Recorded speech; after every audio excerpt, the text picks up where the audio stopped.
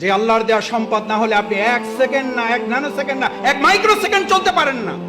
যিনি বলেন আমার আগামী মাস কিভাবে চলবে, আর আপনার 1 সেকেন্ড কিভাবে চলবে আপনি বুঝেন না? যে কার্বন ডাই অক্সাইডটা ছেড়েছেন আর যে অক্সিজেনটা গ্রহণ করবেন, এটা যদি এখন অনুমোদন না হয়, কত টাকা বিল পরিশোধ করেছেন এই অক্সিজেনের জন্য? অনলাইনে না অ্যানালগে জমা দেন? কোন অ্যাকাউন্টে জমা দেন? এটা কোন অ্যাকাউন্টে? এত কি ভাবেন ভবিষ্যৎ? ভবিষ্যৎ কি? ভবিষ্যৎ তো অক্সিজেন। এই এখন কার্বন ডাই অক্সাইডটা ছেড়েছেন, অক্সিজেনটা আর যদি না ঢোকে এখন কি কারণ লাগবে? পৃথিবীর সমস্ত ডাক্তার একমত হয়ে গেছে, হার্ট অ্যাটাক করে কোনো মারা যায় না, মারা যাওয়ার কারণে হার্ট অ্যাটাক করেছে। স্ট্রোক করে মারা যায় না, মারা যাওয়ার জন্য স্ট্রোক। আল্লাহর কাছে জিব্রাইল আমিন না, আজরাইল জান কবজ করার ফেরেশতাকে বললেন, আল্লাহ এমন দায়িত্ব দিয়েছেন, লোকেরা তো আমার সেই পরিমাণ গালাগালি করবে যে এই লোকটার জন্য আমরা মারা যাইতেছি। আল্লাহ তাআলা বলেন, তোমার কোনো অসুবিধা নেই, ব্যবস্থা করে দেবো।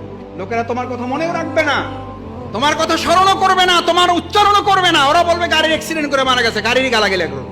ওরা হসপিটালকে গালাগালি করবে, ওরা ডাক্তারকে গালাগালি করবে, ওরা সংগঠনের মিছিলকে গালাগালি করবে। আল্লাহ আমাদের মাফ করুন।